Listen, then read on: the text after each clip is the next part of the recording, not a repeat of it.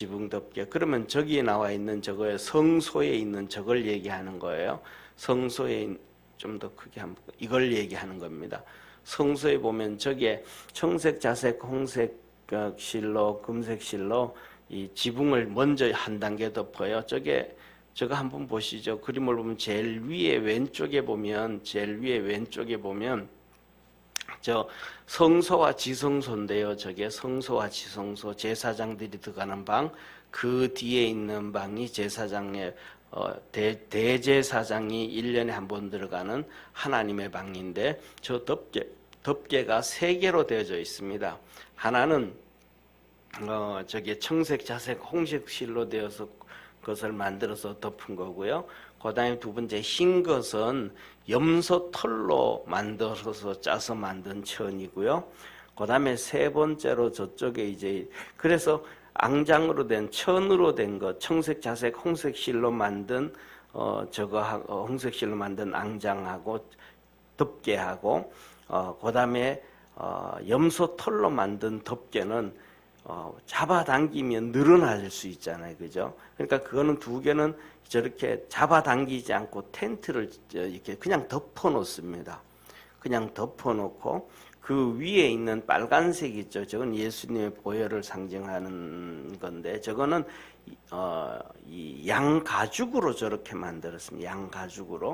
양가죽으로 만든 것은 저렇게 잡아당겨서 팽팽하게 저렇게 덮어놔요. 그래야 유지가 되고, 그 위에 또 모피같이 호피처럼 울룩덜룩한 게 있는데, 저거는 해달의 가죽입니다. 그래서 이 성소에서는 네 가지의 앙장이 있는 거예요. 덮개가 있는 거예요. 그래서 오늘은 성막의 앙장들과 그러면 이 성전의 앙장들, 이것, 그 다음에 해막은 우리가 잘 아는 것처럼 제일 위에 오른쪽에 보면 그 바깥에 흰 테두리 있죠, 그죠? 흰 천, 저걸 보고 얘기하는 겁니다. 흰 천, 저걸 보고 해막과 저걸 얘기하는 거예요. 해막과 그 다음에 그 덮개와 이 해막이 쭉 있고 있는데, 그 위에 보면 또 이렇게 나무 이렇게 붙들어 매는 줄도 있고 덮개도 있고 이렇게 커버가 있어요. 그 기둥 위에 있는 것들, 그런 것들이 있어요. 덮개와 해달의 가죽 덮개와 해막 문장을 매며 뜰의 휘장과 성막단 사면에 있는 뜰의 문장과 그 줄들과 그것에 사용되는 모든 기구를 매며 이것들을 어떻게 맡아 처리할 것이니라, 그렇게 얘기하면서 이렇게 이제 이 성전을 옮기는 것에 대해서 순서를 얘기를 쭉 말씀하고 있습니다. 그래서 여기서 보면 이 크기가 쉽게 말하면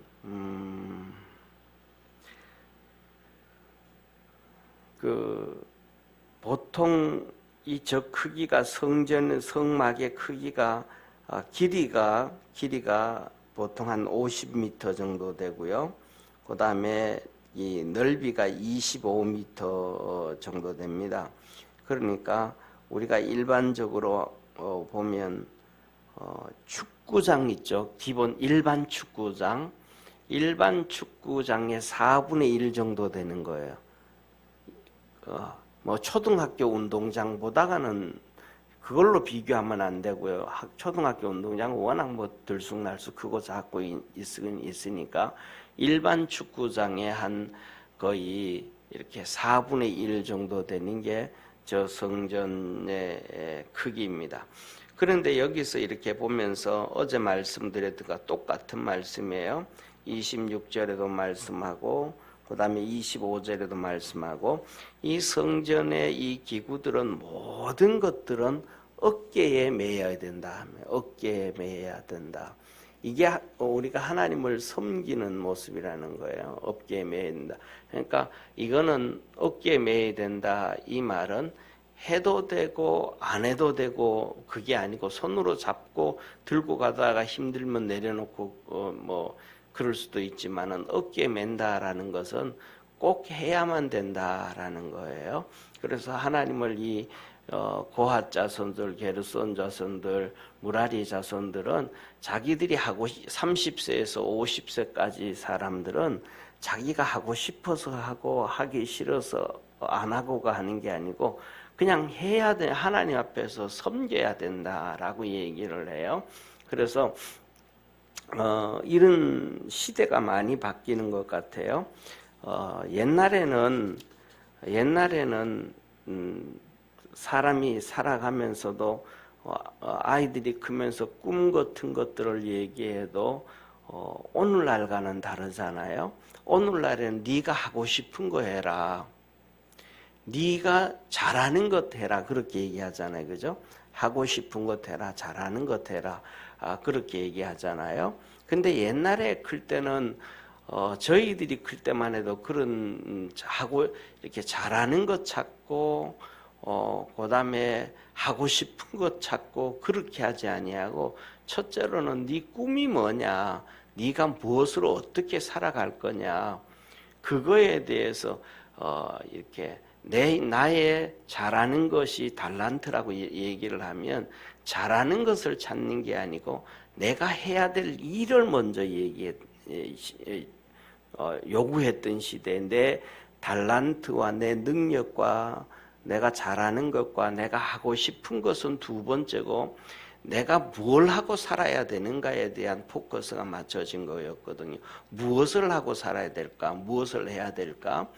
그런데 오늘날에는 너가 무엇을 해야 되는 것까 보다가는 네가 뭘 잘하냐? 네가 뭐 하고 싶으냐? 이 관점으로 이렇게 바뀌어진 거예요.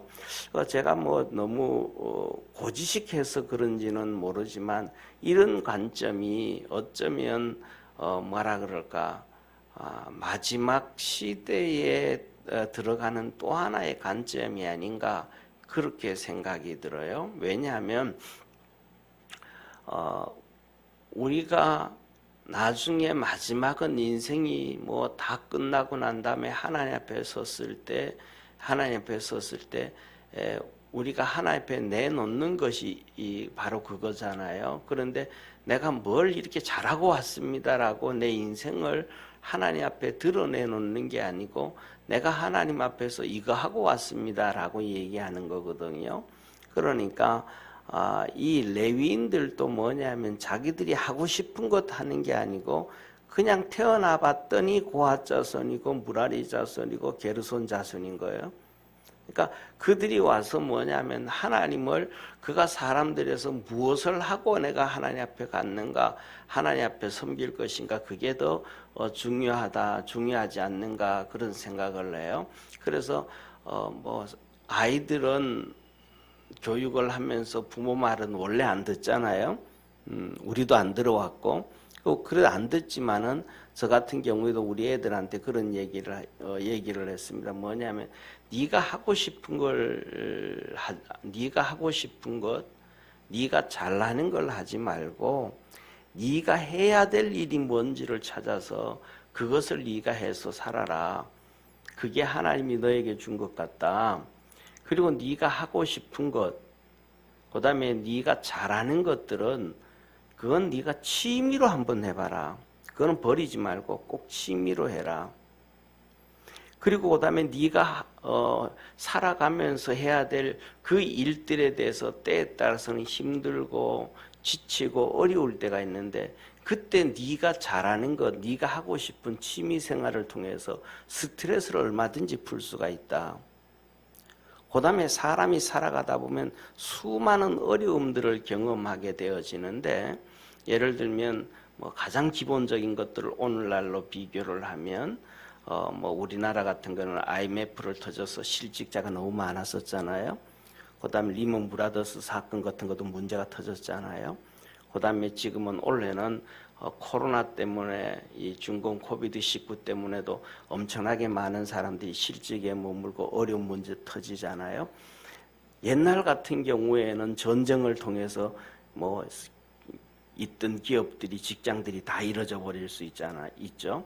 그럴 때 네가 해야 될 일들을 통해서 가다가 그런 막바지 봉착역에 도착했을 때는 그럴 때는 네가 잘하는 취미라든지 장점들이 살려서 그 어려움을 타개해 나갈 수가 있다. 네가 무조건 좋아하고 잘하는 것들을 하다가 그것이 봉창에게 딱 부딪혀 버렸을 때는 더 이상 네가 어느 길로 찾아갈 길이 없어진다. 그러니까 우선순위가 잘하는 것, 좋아하는 것으로 하지 말고 하나님 앞에서 네가 무엇을 하고 어떻게 살아가야 될지에 대해서 먼저 좀 생각해라. 그런 얘기를 종종 했었고, 지금도 뭐 아이들이 아직도 저들 길 다 가고 있으니까 그런 얘기 하는데, 저는 그렇게 생각을 합니다. 사람마다 살아가는 방법들이 다 다르고 하나님 앞에 어떻게 살 것인가가 다르지만은, 우리가 해야 될 일, 하나님이 성경을 볼 때 하나님은 잘나는 것 먼저 해라, 좋아하는 것 먼저 해라, 이게 아니고 하나님께서 너에게 맡겨주신 일들과 사명이 무엇인가, 그것을 먼저 해라, 그런 얘기를 해요. 만일에 하나님께서 그렇게 잘하는 것, 그 다음에 잘하는 것, 그 다음에 능력 있는 것을 우선으로 해가지고 하나님이 우리에게, 하나님이 예를 들어서 목사로 부르신다 그러면, 저 같은 경우에는 아버지 앞에서 일하는 거는 꿈에도 못 꿉니다. 왜냐하면 지식도 그렇고 말도 그렇고 모든 것에 대해서 정말로 부족한 게 많거든요. 그러니까 그것 가지고는 안 되는 거죠. 그냥 하나님이 시키고 일시키기 때문에 그것에 대해서 그냥 최선을 다해서 해가는 거예요. 네, 그래서 오늘 여기에서 보면 우리가 잘 아는 것처럼 이 누구든지 성전에서 이것을 옮긴다라고 하면, 보세요. 이 성전의 성전 기구들을 보면 이 성전 기구들에서 옮긴다 그러면, 그래도 나는 저 법궤 한번 메고 싶어, 이런 사람들이 왜 없겠어요, 그죠? 저 한다 그러면, 그래, 나는 법궤는 못 맨다 그래도 성도의 하나님께서 성도들의 기도로 얘기하는 저 향단, 24시간 기도하는 이 향단, 저거 나 좀 메고 싶어. 안 그러면 저 촛대 한번 메고 싶어. 내가 하고 싶어 하는 거 다 있잖아요. 그런데 누구나 저거 못 하거든요. 하나님이 저걸 정해놓은 거예요. 게르손 자손들은 이거 옮겨라. 고핫 자손들은 이거 옮겨라. 무라리 자손들은 이거 옮겨라. 그냥 하나님이 정해놓은 거예요. 하고 싶다고 하는 게 아니고 원해서 하는 것도 아니고, 나 진짜 뭐라 그럴까, 이거 하나님의 성전 이거 옮겨갈 때요, 나는 이거 말고 30세 이상이니까 내 아이들도 뭐 한 32살 된 사람들 같은 경우는 결혼해가지고 애들 어리잖아요. 그러면 나는 우리 집 텐트 메고 우리 가족하고 같이 그냥 이렇게 가고 싶습니다. 우리 애들도 그 광야길 걸어가는데 어려운데 목말도 좀 태워주고 이렇게 하고 싶습니다. 그렇다고 그게 안 되는 거예요. 그냥 애들 버려놔야 되는 거예요. 그냥 엄마한테 맡겨놓고 동생한테 맡겨놓고 그냥 그대로 다 놔둬야 되는 거예요. 그러니까 이 하나님을 섬긴다는 것은 내가 하고 싶은 것하고 하고 싶기 때문에 하는 게 아니라 그냥 하나님이 우리에게 주신 일들이기 때문에 해야 되는 경우가 거의 대부분입니다. 그래서 하나님은 우리에게도 너는 몸과 마음과 뜻과 정성을 다해서 주 너의 하나님을 사랑해라, 그냥 해야 되는 거죠. 만일에 우리 주님도 하고 싶은 것을 했다 그러면 절대로 십자가 안 지셨죠, 그죠? 마지막 겟세마네 동산에서 정말로 감당하기 어려워서 3번씩 기도하시잖아요. 하나님, 할 수만 있으면 이 뜻을 하나님의 뜻대로 맡기지만은 다른 길 있으면 해로 주옵소서 하고 회피하고 싶은 예수님의 그 몸부림이 있잖아요. 그러니까 하고 싶다고 하는 게 아니고, 좋기 때문에 하는 게 아니고, 편하기 때문에 하는 게 아니라 하나님이 주신 사명이 뭐냐, 그것을 위해서 예수님도 살았고 우리가 또한 그러잖아요. 우리가 작은 예수라 그러기도 하고 예수님을 닮아가기를 원한다 그러고 예수님을 뒤쫓아가기를 원한다 그러잖아요. 그러면 우리도 똑같다라는 거죠. 하고 싶은 것, 원하고 싶은 것, 즐기고 싶은 것, 이것으로 해서 즐기면서 주님을 섬기는 게 아니고 내게 맡겨진 일들을 하나님 앞에서 묵묵히 해가는 것, 이것을 하나님은 귀하게 여기신다. 예를 들면 또 똑같은 관점이죠. 여기 계신 분들이 다 이제 어른들이 돼서 어머니가 되고 아버지가 되고 어른들이 되는데, 내가 하고 싶은 것 다 하고 뭐 하기 싫은 것 안 한다 그러면 아마 가족들은 굶어서 죽을 거예요. 아마 하기 싫어도 그냥 애들 밥 챙겨주고 뭐 갔다 오고, 그 다음에 또 하기 싫어도 친구들 만나 있다가도 커피 마시다가도 또 우리 집 올 때가 돼서 하면서 또 달려가고 막, 내가 해야 될 일들을 하잖아요. 내가 해야 될 일들을 하니까 가족이 건사되어지는 거잖아요. 네, 가족 중에서 누가 또 돈을 벌어 오는 사람인데 그것도 하고 싶은 것만 한다 그러면 그러면 가정이 꾸려지지가 않죠. 세상이 움직여 간다는 것은 하고 싶고 원하는 것이 아니고, 그 다음에 우리에게 맡겨진 일들인데 그것을 해야 된다. 그것이 오늘도 이 하나님의 법궤를 옮기고 움직이고 또 생활할 때 되어진다 라고 하시는 말씀입니다. 그래서 우리가 살아가면서 그냥 뭐라 그럴까, 이런 얘기를 하죠. 힘들면 힘들어도 어려우면 어려워도 그것을 좀 즐겨라 라고 얘기하는데 참 쉽지 않을 때가 많죠. 웃고 싶지 않을 때도 좀 웃어야 되는 일들이 있을 수 있고 그런 일이 있으니까, 그럼에도 불구하고 하나님이 내게 주신 일들이 뭔가 그것을 바라보면서 하나하나씩 열심히 믿음으로 달려갈 수 있는 그러한 축복의 성도가 되어지기를 축원합니다. 그래서 우리 모두 각자가 하나님이 주신 그 사명들, 일들을 있는 자리에서 뭐 큰 일이든 작은 일이든 그렇게 계속해서 작은 모습 가운데서더라도 그것을 하고 있다 그러면, 내가 하는 것이 큰 것이 아니고 아주 작은 것이라 할지라도 그것을 통해서 하나님의 영광을 받으시고 전체가 가장 아름답게 예쁘게 조화를 이루고 돌아가지 아니하는가, 그렇게 생각을 합니다. 그래서 우리가 가장 중요한 것은 오늘 본문 말씀을 보면서 두 가지를 말씀을 드리면, 첫째는 내가 주님을 섬기는 모습이 싫든지 좋든지 내가 해야 될 일을 이렇게 성실하게 할 수 있는 축복의 성도가 되기를 축원합니다. 두 번째로는 그것을 섬기고 일하는데 큰 것이 아니고 멋있는 것이 아니고 법궤를 메고 가는 그 멋있는 모습이 아니고, 하다 못해서 그냥 바깥에 있는 부삽들 있잖아요. 번제로 태우면 죄를 퍼내고 죄를 버리고 하는 그 부삽들, 그 더러운 걸 뭐 보잘것없는 것이라도 그걸 들고 옮기는 것이 내 일이라면, 그것을 그냥 그렇게 들고 옮겨가면 하나님의 관점에서는 법궤를 메고 가는 것이나 부삽을 들고 가는 것이나 다 똑같이 아름답게 하나님을 섬기는 것이다 라는 거예요. 그래서 사람이 보기에는 더 멋있어 보이고 덜 멋있어 보일 수 있지만 하나님의 관점에서는 그렇지가 않다라는 거예요. 그것이 바로 신약에서 예수님께서 달란트의 비유를 통해서 우리에게 보여주신 것입니다.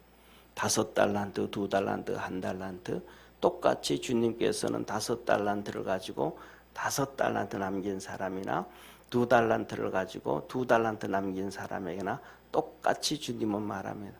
착하고 충성된 종아, 작은 일에 충성했으니 많은 것으로 내게 맡기리라.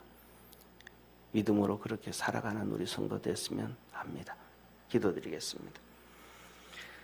전능하신 하나님 아버지, 믿음으로 달려가고 믿음으로 살아가는 우리 축복의 성도들 되게 하옵소서.